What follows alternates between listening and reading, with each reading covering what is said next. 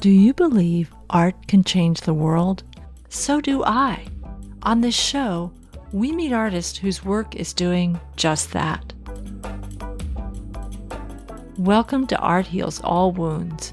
I'm your host, Pam Uzel.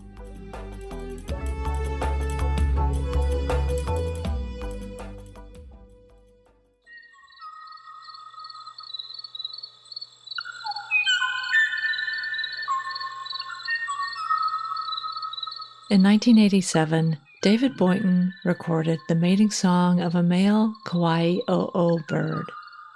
Even though the male sang, no female ever came.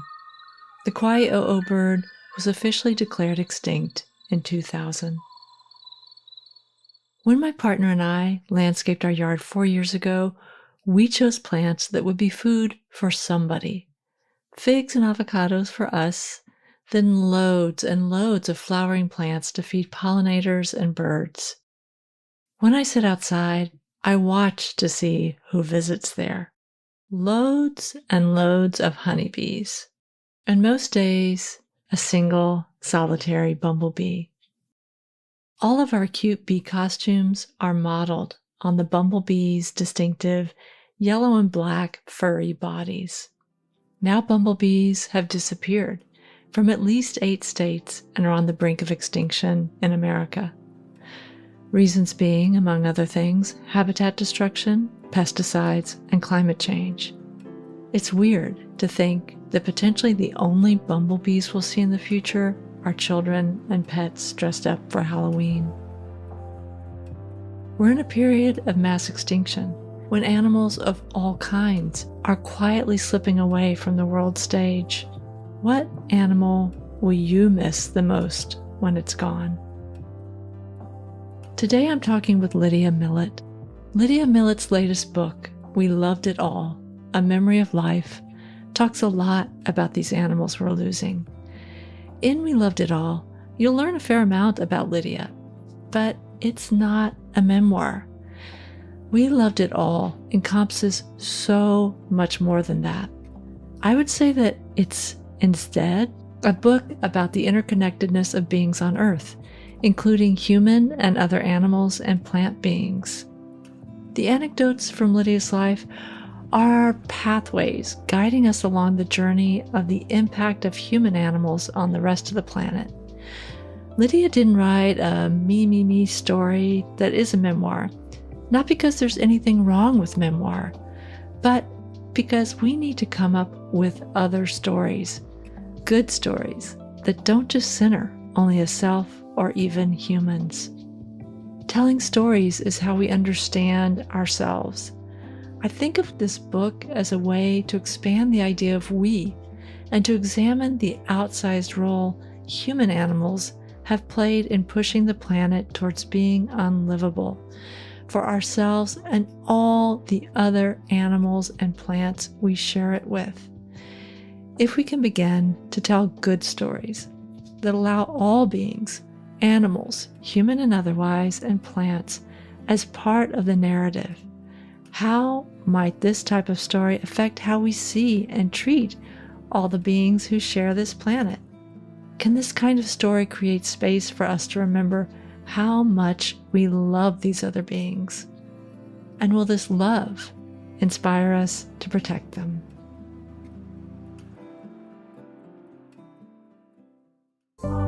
You want to know how you can really help me keep this show going? Follow me on your favorite listening app. So easy, right? And if you really want to give the show a boost, leave me a 5-star rating or review. Hi, Lydia.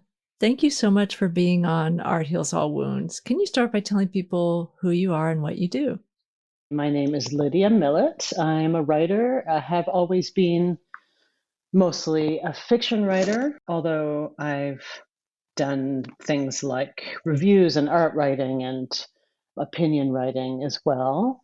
This is my first nonfiction book, and I also work and have worked for many years at an organization called the Center for Biological Diversity, which is a conservation group devoted to endangered species protection and climate change advocacy.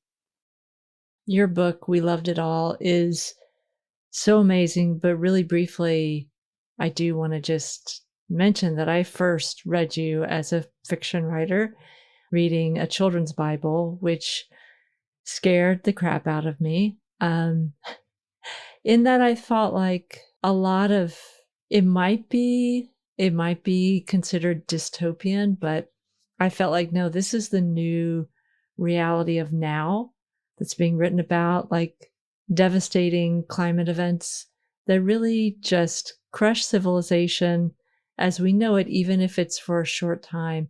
And I'm wondering about your decision. You've been writing many novels up until that point. I'm wondering about your decision to put climate change into a novel. It had always been more difficult, I'm sure for others too, but it has always been difficult to write about because of the sheer magnitude of it and the many faceted quality of the existential quandary that it puts us in, the abstraction in certain ways, the politics, the science, all of it makes fictional renderings of climate change difficult to grapple with. More and more, I see, of course, people making art about it, writing about it across media, creating stuff that has to do with climate change. I mean, it's sort of in the background of everything I think we do now. But just a few years ago, and I write about this in We Loved It All, it really was sort of uncool to bring up at parties. And I've written about connected things for a long time. I've written about animals. I'm really an animal writer in a certain sense. I'm consistently fascinated by the way we love animals and the way we use animals and the way our culture is made of animals. And so I've always written about matters of animals. And I don't wish to exclude plants, by the way. This particular book of mine really does give short shrift to the green world. And I don't mean to do that because the more I live in the world, the more I recognize how infinite our debt is to those beings who don't move, but who turn the sun into energy and into life for us. But anyway, it's harder to tell stories about plants than it is about animals, and I sort of fell into that trap in this book. What I'm trying to say is that I've written about animals for a long time, and matters of extinction and climate change was harder, but finally simply had to be tackled because you can't write about any animals anymore, including human animals, without writing about the breakdown of the climate. And just one thing I would say is that you do give time to non moving living beings in your new book. But I love the choice of word being because you really do bring out some aspects of trees and other things that are incredibly important for us to understand about sentience. I do want to ask you, in the title of this book, We Loved It All, what is it that you're describing? Well, first of all, I always want titles to just be a cracked open door, a sort of brief and it's sort of mysterious view into a room that you can't see all of. And so I never wish my titles to be self-explanatory. Not that I resist your question, but just to say that I don't think that titles should be, you shouldn't be able to encapsulate a book in a title. You should only be able to hint at what the reader might encounter inside, which is why, I really resisted a subtitle that had, say, the word memoir in it, because I didn't really think this was exactly a memoir. And it's also not an anti-memoir per se, because I've had questions about that. That is to say, it's not a rebellious act against memoirs or the genre of memoir, but it is just a kind of personal natural history, I think, I would say. It has to do with me, but only in that I'm kind of wandering through the landscape of the book and the world. And you need someone to push the button in the elevator or whatever. So the it in the title, I am coming back to that. The it can be, I think, whatever you read into it in that moment of perceiving the title. Obviously, once you enter the sentences of the book and the language of the book, some its are more likely than other its, right? But really, to me, the it is the whole of us and the rest. And I think that we are only ourselves because of the others that we have co-evolved with, and that the whole of that it is what I'm trying to evoke. If you're talking about what people might read into that it, I felt like it was definitely almost a taking for granted of the natural world, and that it was ours to live in as we pleased. And we've had this very long period of really, especially here in what we would call the West, living large with our fossil fuels while believing that nature would always be unchanging, both in enriching us, but also for us to use. And that we're kind of at a moment where we have to reckon with that. That's a beautiful way of putting it. Taking for granted, I think that's a beautiful formulation. Yeah. And you are writing in this moment where I think there's so much anxiety and grief and all kinds of things that humans are acting out that they may not even be aware of why they're acting it out around not only climate catastrophe, which we see weekly, if not daily, but in the disappearance of these other beings. Mass extinction has been a word that's been thrown around for a long time, but you really vividly bring this into storytelling. And I do want to ask you about the personal anecdotes, your decision to put them in, because I did feel like they were this door for us to walk into this story as well. When did you have in mind kind of the shape of this book, that your life would be a part of it while not being a memoir per se?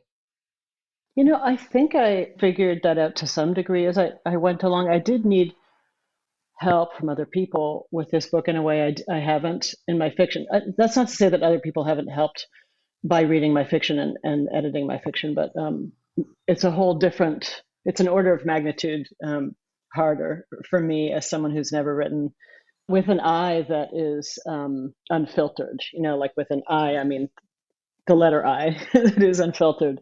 To sort of decide how to structure the book was, I don't think it's a particularly interesting subject, but it had to sort of be figured out as I went along. I first had almost twice the length of material, and it had a lot more animals and plants actually in it. It was more sort of encyclopedic. And then I realized that was just, first of all, my agent told me it was overwhelming. And then, but I realized there was just too much material. Another friend of mine, a dear friend of mine, read it, and he told me it was like two books in one. But I still wanted to have that quality of two books. That is, I wanted it to be personal and also sort of general and speculative and dreamy. I wanted there to be these real physical encounters, because I think we are losing so many of the ways we've perceived the world in the past. We're sort of reducing the way we use our senses in the world because of being enthralled to our screens and to electronic media and to the boxes, all kinds of boxes, which I discuss in the book, the kind of boxes that we put ourselves in and that we see the world through.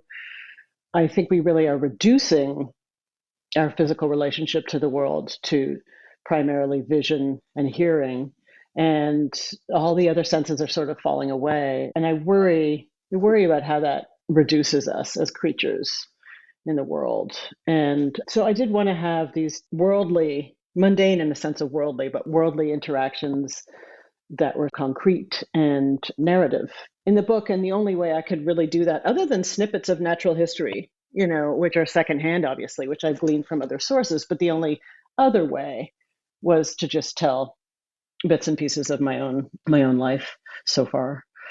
So it did end up being this kind of hybrid, which there's precedent for, certainly, sort of naturalists and natural history writers who write quite differently from the way I write have done this for a very long time, made themselves just sort of characters in this wandering through nature, right? And my version of that may be different, but I think there's still precedent for. In other words, I don't think I'm, inventing a new form or anything. I think there's a lot of precedent for just people telling their stories as they make their way through the natural world. Right. And I think that going back to the feedback you said you got earlier, that it was overwhelming, I did find those personal snippets and stories as my way as I was going through. So many times I thought, oh, that reminds me of when this happened or when I did this. And then also, just to be honest, some of them are really funny, and I think had those not been there, the book is overwhelming, especially if you care about animals, even a smidgen. It's really overwhelming. Yeah. And I think being able to find a way in is really important. And I also think it's really important because ultimately you do question a lot of narratives and stories that we tell ourselves, that we tell about ourselves. And I thought that was really valuable. And I'm wondering if there are some stories that we've told ourselves that are particularly egregious in terms of where we find ourselves right now and with the natural world.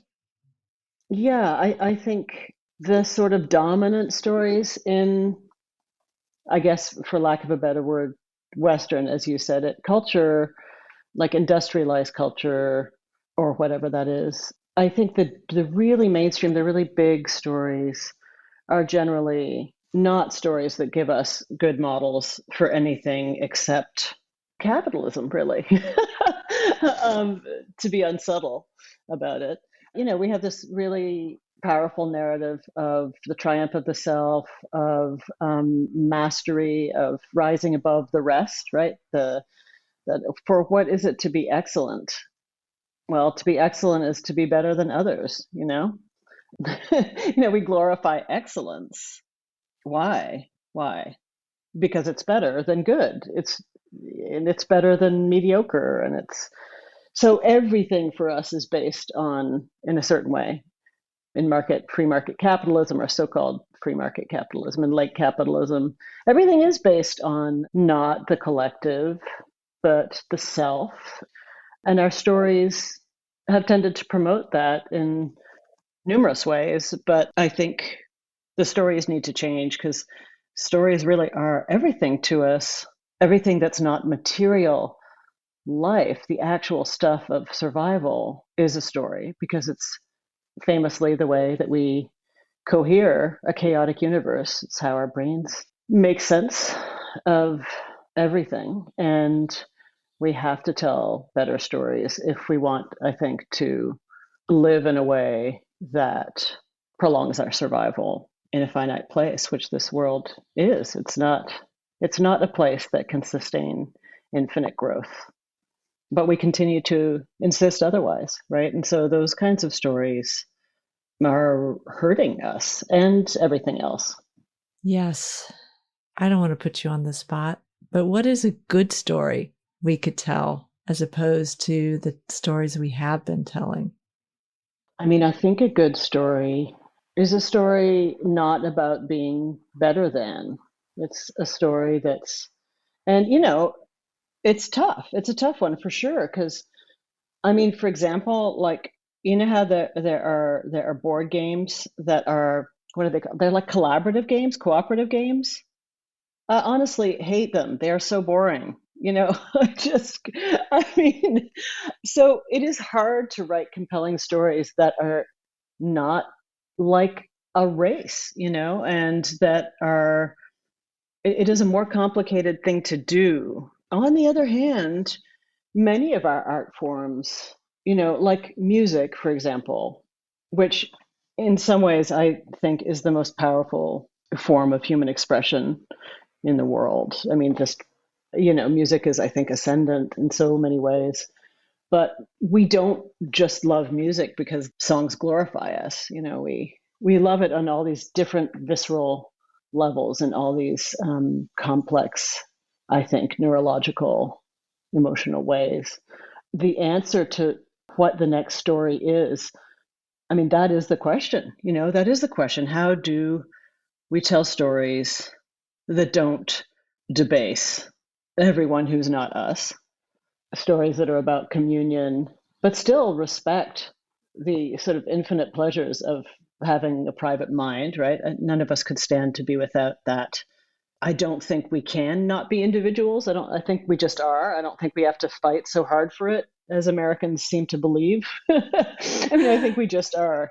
Like, it's okay. Your being a self is really not threatened unless we make it so. There's just so much fear. The fear around individual liberties becomes obviously its own tyranny, right? That's what's happening now.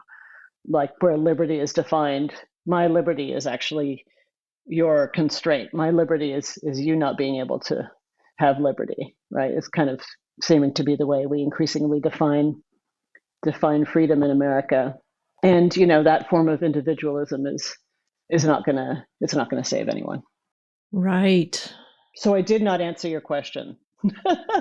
Like, what is it? What is a good story? I can tell you what the bad stories are. Right. The good stories, that's for some genius to uncover. Well, we'll debate whether you're a genius. I vote yes, but Yeah, I set you up for that one. A mark of genius, indeed.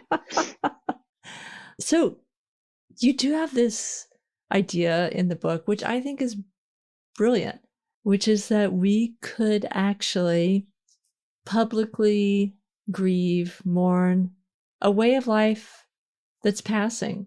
We really, really did love that first car, which was, an 8 mile per gallon SUV, and we drove everywhere in it. And really, we loved getting on jets every week and going somewhere. And we loved our big, enormous, juicy hamburgers. And we loved, our leather clothing and all these things, which even that is not even really getting to like what's happening in the world. But there's a way to acknowledge, like, yeah, that was really fun. That was really great when we could do that. And we most of us blindly were doing it. There were obviously some very brilliant scientists who have recognized global warming for decades and decades, centuries. But most of us were blindly just living the good life. And it was great. But there's another, let's give a very good, eulogy to that life.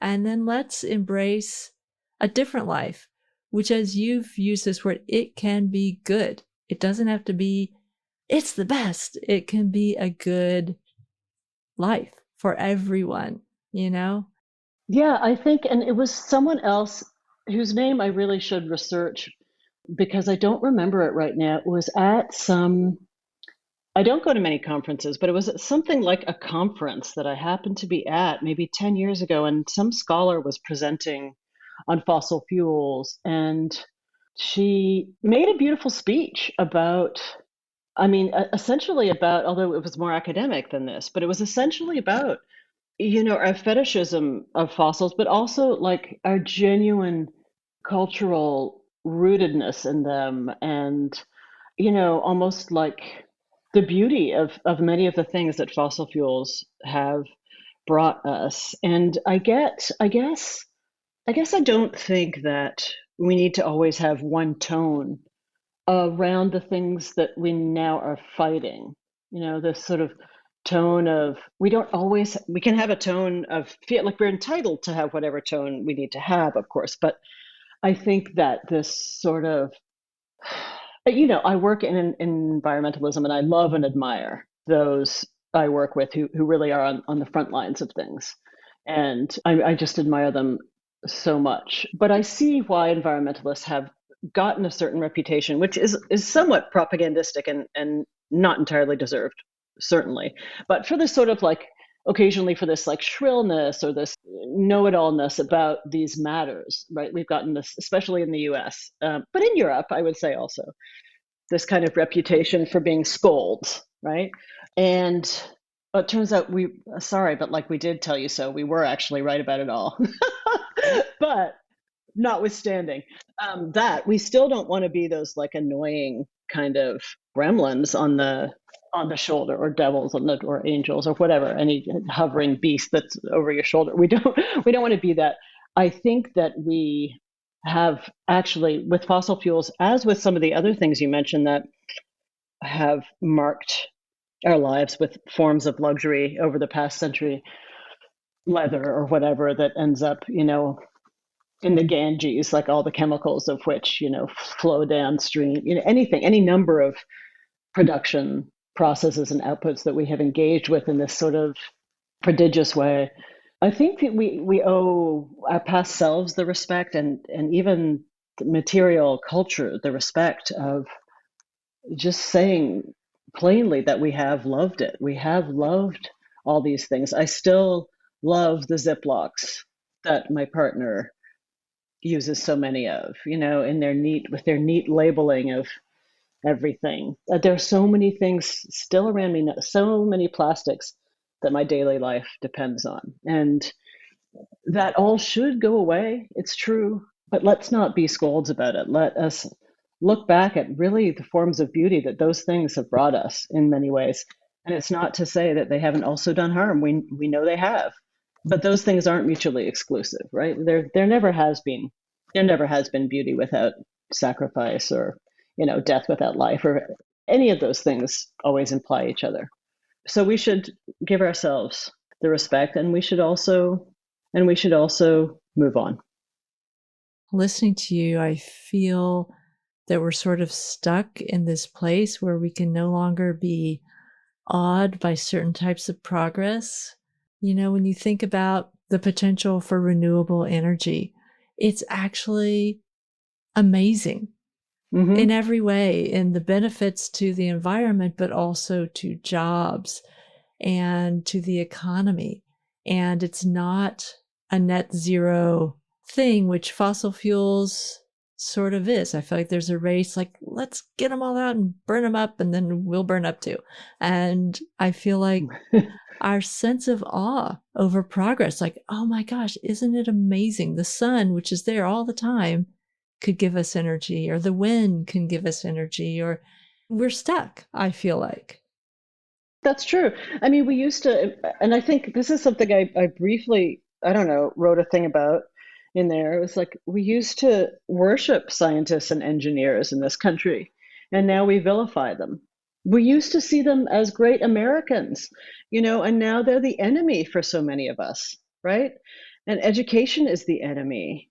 Anything that threatens the citadel that we already feel is embattled, we now resent and impugn. It's as though we're just dug in. So many of us are just dug in, and I think that there is something, like, there's something so correct in what you say about almost a failure to marvel anymore at ingenuity. Like, where is that marveling that we once felt, when the Orville brothers took off into the sky, or the Apollo missions, or where is that gone? Like, why aren't you proud of what we're doing now? Why are you only proud of what we've done before? Yeah, it feels like we are in a dark age, desperately needing a renaissance, but with such greater stakes than what we now refer to as the dark ages. Yeah, and I wish that it weren't. I mean, if I had one wish, I think it would just be for everything to be slowed down, for everything, the leaving of everything and the changing of everything, for us just to have more time to understand what to do and how better to know ourselves and the rest of, for lack of a better word, creation. We just need more time than we have, I think. And this is why things like this year's election are so terrifying, because we don't have 4 years to throw away. We just don't have the time. Other creatures don't have the time. other people across the world don't have the time. We don't have the time to waste.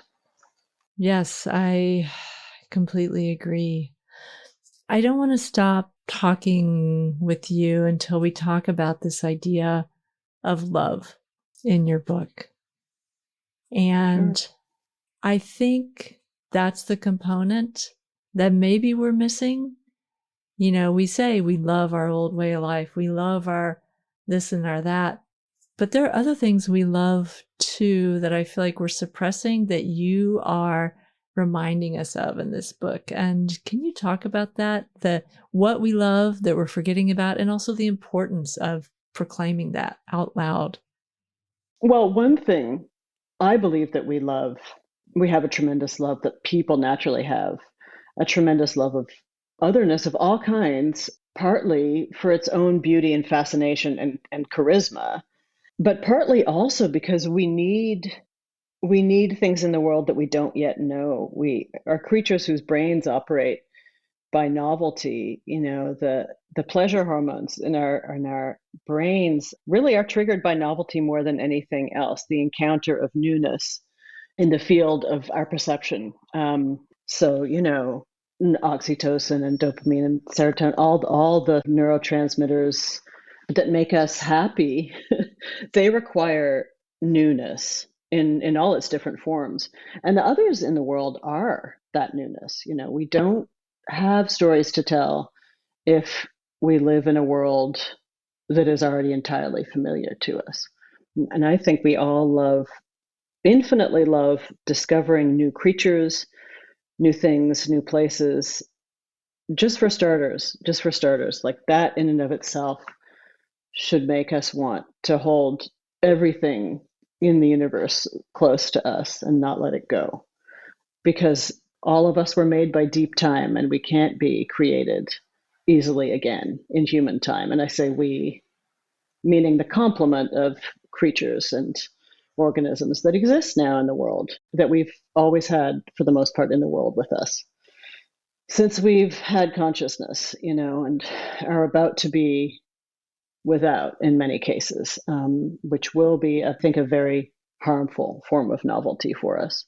And then also, and this is just a very plain thing, but I think that the way we love our children, those of us who have children, and I wholeheartedly support those and thank those who don't have children, by the way. I talk in the book a little bit about how, you know, I think it's essentially a selfish act to have kids. Certainly in my case it was. And yet we like to paint it as selfless as a culture. Really quite a reversal. But anyway, but those of us who do have kids or who even just like have people in our lives who seem more vulnerable than we are and who we have to protect could also be elders, you know, but we know how fierce love can be, and we know what we can do when we have to protect others, you know, when we have to protect, be it our children, be it our elderly parents, be it just anyone that can't protect themselves, right? And I think we need to take the fierceness of that duty, which is like one of the only forms of duty we still really embrace as civic people, and project it over the rest of what is, you know, because it is so precarious, that biosphere, and we can't protect the young things and the small things and the frail things, you know, if we don't protect their life support. And it's, I mean, it's quite simple, really. Yes, quite simple. And also, Easier said than done, right? yeah, yeah. Well, your book is beautiful and hard. I mean, I'm sure I'm not the first person to tell you that. But the thing is, right now, the real world is hard.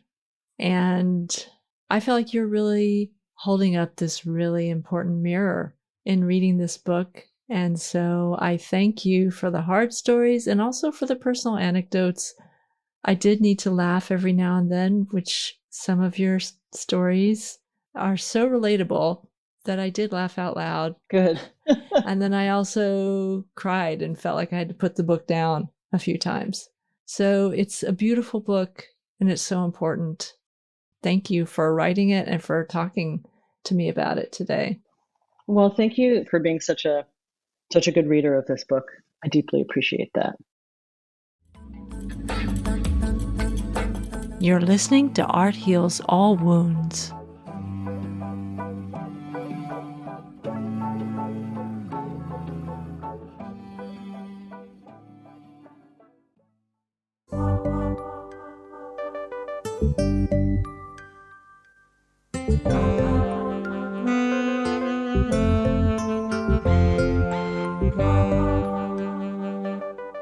Thank you to Lydia Millet for being on the show today.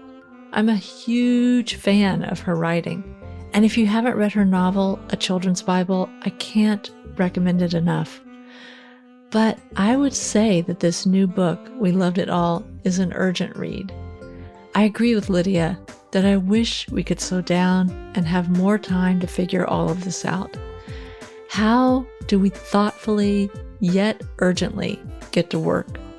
The problem of global warming isn't something that any one individual can change, but collectively, we know that we can affect policy to change how we create and use energy and how we conserve habitats in a way that allows for humans to thrive and other animals to survive.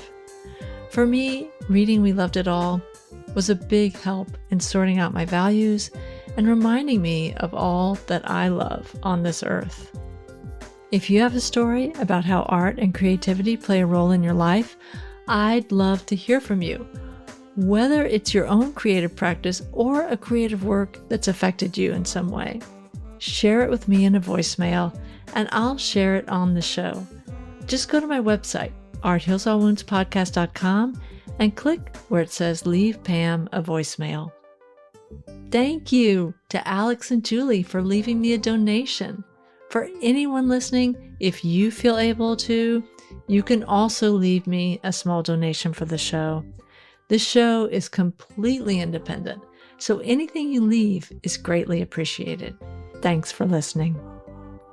The music you've heard in this podcast is by Quetzal and Lobo Loco. The mating song of the Kwai Oo bird that you heard in the intro was recorded by David Boynton.